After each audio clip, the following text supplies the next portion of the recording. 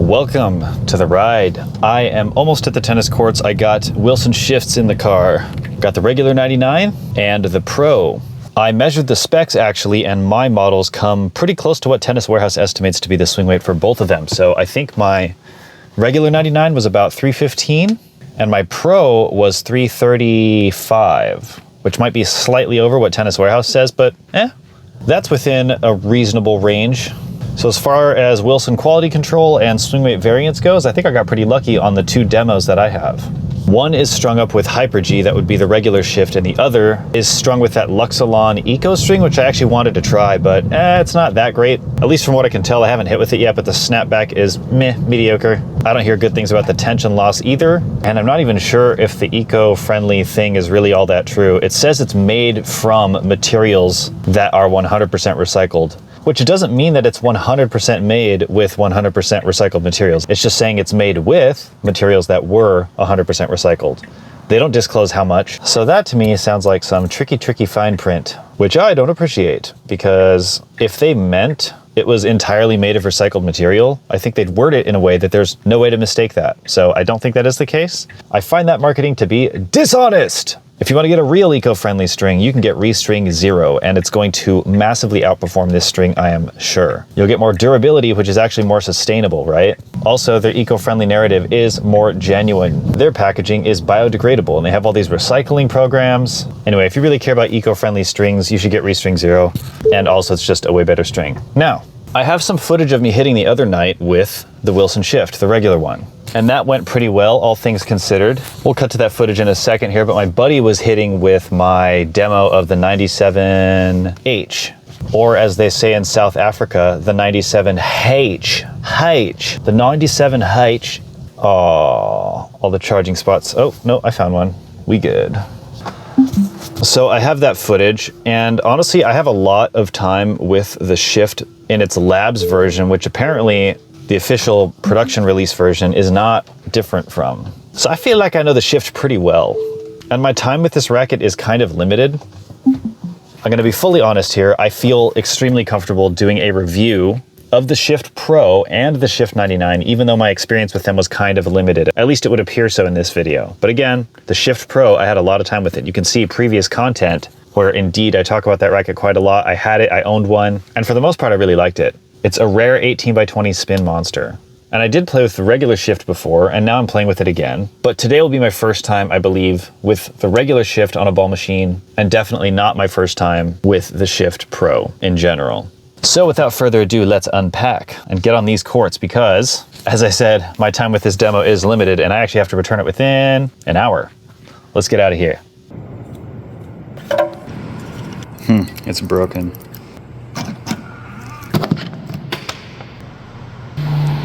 Oh my gosh, so much stuff.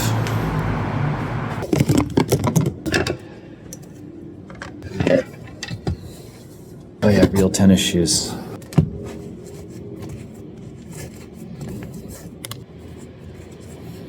These are some of my favorite barefoot shoes. You can check them out on my storefront. They're only 40 bucks. And I'm pretty much always wearing them if I'm not on court. Feel the ground and let your feet be feet, you know what I mean? Oof. Okay, now for the heavy stuff.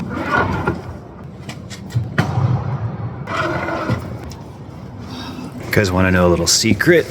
There is a sub trunk in this car. Ooh, look at that. Shoes, leaf blower, more shoes, and rollerblades.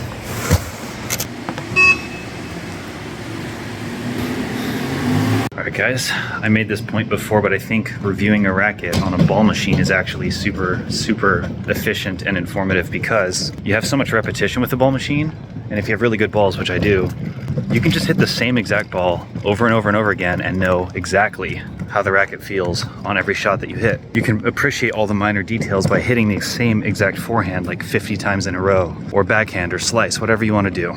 So in that sense, I think a ball machine is one of the best ways to get to know a tennis racket. And every impression that I've made on the ball machine has translated to the real world, as in when I go and hit with a real partner, my impressions are the same. It doesn't really work as well the other way around. But of course, there's still nothing quite like playing with your tennis racket for real. But if I'm telling you how the racket feels, how it goes through a ball, how much spin it generates, all that stuff can be super accurately and honestly detected with a ball machine. And here we are. I wonder for these kinds of reviews if it's better to start with the heavier one or the lighter one. I don't know, but I will start with the lighter one to warm up, and then I'll see how much heavier that one feels.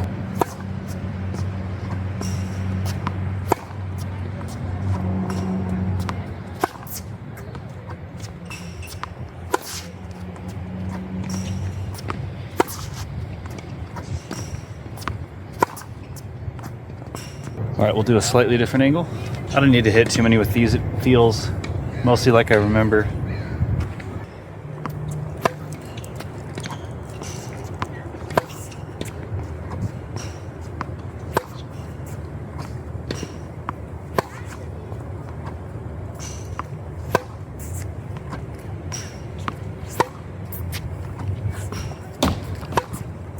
All right, I'm gonna grab the Shift Pro. Yeah, noticeably heavier. It says it's strung with EcoPower 17 gauge at 52 pounds.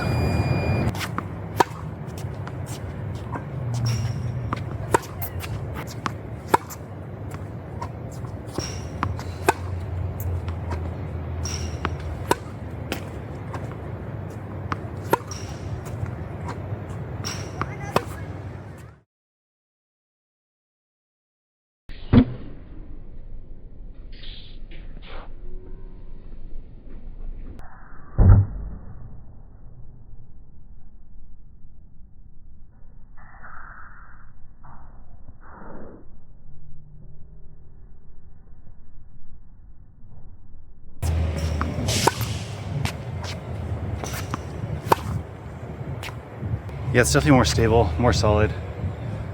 Maybe I noticed a lower launch angle.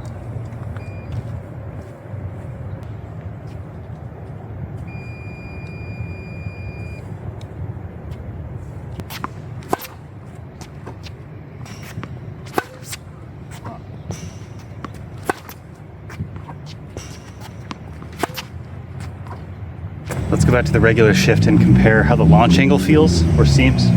Spin potential, stuff like that.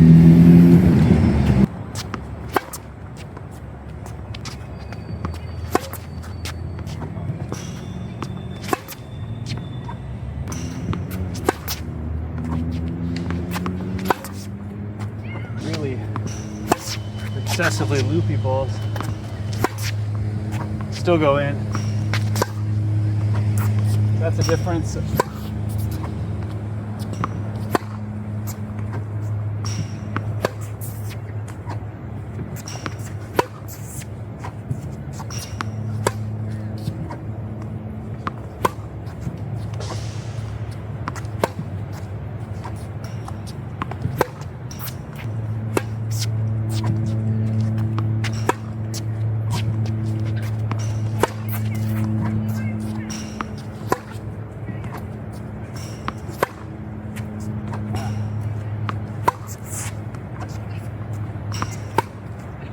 Oh, I just found out that you can do ultra high definition on the front facing camera. So since time is so of the essence today, I will, as I am picking up balls like this.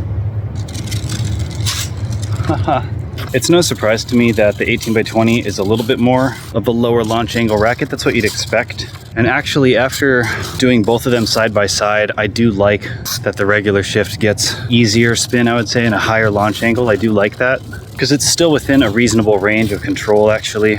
And in that way, it's very similar to the pure Aero 98. And I do think I should do a comparison of the two rackets, actually. And I used to be on the other side of the conversation, which a lot of people weren't, and I can see why. But I felt like the spin potential of a string, especially with something like Resting Zero or Wasabi, could make up for that difference of spin unfriendliness, if you will, that a denser string pattern might offer, which is true. But if you put both of those strings in both of these rackets, I still think the difference will show that the regular Shift 99 is going to outperform the 18x20 version when it comes to things like launch angle and spin, if you prefer more of those. But if you want a little lower launch angle, a little more control, and you want that density, this is a crazy dense 18x20, especially in the mains. It's so dense. The crosses are kind of open. You could go with this one, but as far as 18x20s go, this is probably one of the most friendly for spin. So take that into consideration. And I don't really know what the best comparison for this racket would be. Maybe something like the Speed Pro. I don't know if the Gravity Pro is. That's not as spin friendly as the Speed Pro. I'll have to think on that. If you guys have any comparisons you think are worthy of the Shift Pro, let me know. It's an odd racket because it's kind of spin friendly, but it's kind of control oriented too. I think it's somewhere in the middle. Yeah, at the moment, I think the Speed Pro is probably the best comparison because it's kind of a spin friendly 18x20. All right, I really got to get out of here, but for now, that's the video footage. If I have more to say, I guess I'll have more to say later. We'll see. All right, guys, we're on our way out of the courts here. And I think the best thing to do, wrap this video up, is probably share some final thoughts. As I was saying earlier, if you want to get the most spin potential between these two rackets, you're going to have to go with the regular Shift. Now, I like the fact that it's a little bit lighter. The Shift Pro is definitely in stock form a little closer to my spec preferences. I'll roll this window up here. So that's cool, but I think that 330-ish swing weight could be quite a bit higher than a lot of people might prefer. I'm going off memory here again. I know I said earlier, I think my previous Shift Pro Labs racket was closer to the advertised spec. Advertised, it's not really advertised, but the average swing weight measured by Tennis Warehouse. I think mine may have actually been a little bit higher. Dare I say, was it in the 340s?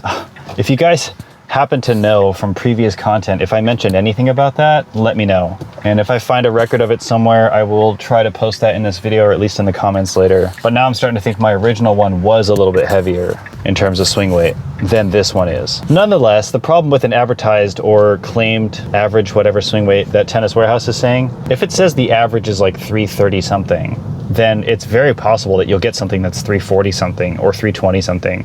Which also means if you want something a little bit heftier than the advertised or claimed whatever 315-ish swing weight of the Shift 99, you could probably find it. You could probably find something in the 320s, maybe the high 320s. I don't know if you'd find something as far off as the 330s maybe, but that would be rare, I would imagine.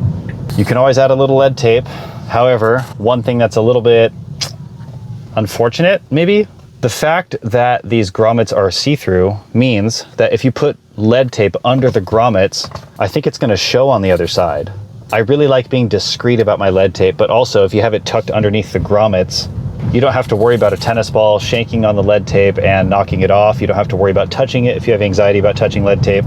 Also, it doesn't really ruin the aesthetic of your racket if you don't like the look of lead tape on your racket. I personally don't like that look. But for pretty much every single reason, I prefer to put it under the grommets. The only issue is that once they're under there, it's obviously a lot of work to undo. You got to take the grommets off and everything, cut off the strings, probably get new grommets. It kind of depends on the racket, but it is a hassle. But I think it's worth it. That's just me. But yeah, the regular Shift gets a little bit more spin and a little bit higher launch angle. What do you expect?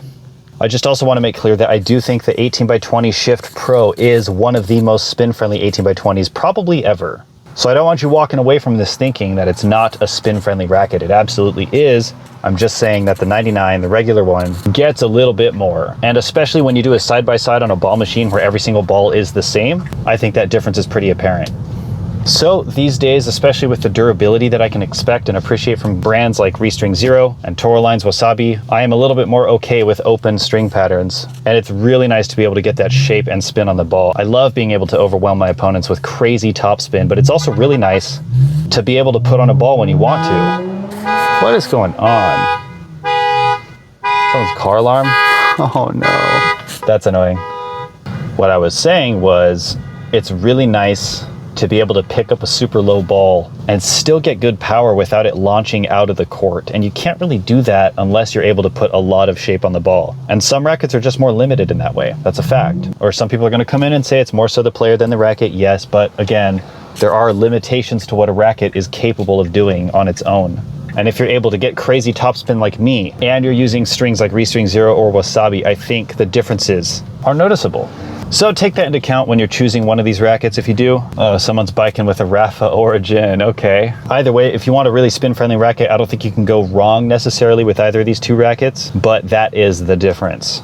And if I was to try to say any more than that, I feel like I'd just be dragging on this video for no reason. So I think I'll wrap it up there. It's time for me to drop these rackets off, or one of them. I actually got one from a different shop. The Shift Pro is from a different shop. And yeah, I will be bringing it back just in time. Yeah, I gotta run. I'll come back though. Hello. So pretty much done editing the video, and I just wanted to say that's probably it for now. I think that's all I really have to say about the Shift 99 and the Shift Pro. I was thinking this might be a first impressions video, but that'll just be my review because I've had plenty enough time with those rackets. However, I do think a comparison video between the Shift 99 and the Pure Aero 98 would actually be a great video. And as I'm saying this, I realize that those two are possibly some of the most similar rackets, so a comparison between the two seems obvious. On paper, but also playing with them, they're extremely similar. The Shift 99 being a little bit lighter, and some of the differences coming from that, but they're both really spin friendly with decent control, actually. So yeah, stay tuned for that video, and be sure to subscribe so you don't miss it, but obviously it helps out the channel and it helps me. If you guys want to go further to help me, you guys can use my links. To purchase my favorite strings, as I said, discount links are in the description, Amazon storefront. I got all kinds of stuff there, such as this vertical mouse. You see that vertical mouse? I actually use it. I'm actually editing this video right now with my vertical mouse on the countertop, so, you know. Check out the storefront on Amazon if you want to see some cool stuff that I do use all the time. And yeah, thought about doing a first impressions video, but I just don't see the point. I think that would just be dragging out the idea for making another video for no reason. I'm already plenty busy with other video ideas. At this time, I'm trying to wrap up things with the Yonex Percept line, so we'll see by the time that you see this what's up, but check out my channel to see what's going on with the Yonex Percept reviews. And I look forward to doing that Shift 99 versus Pure Arrow 98 review. That'll be a good one. And check out my video comparing Restring Zero to Tourline Wasabi. I answer a lot of questions I'm frequently asked in that video on my favorite strings. All right, well, thanks again so much for watching, and I will see you in the next one. All right, bye for now.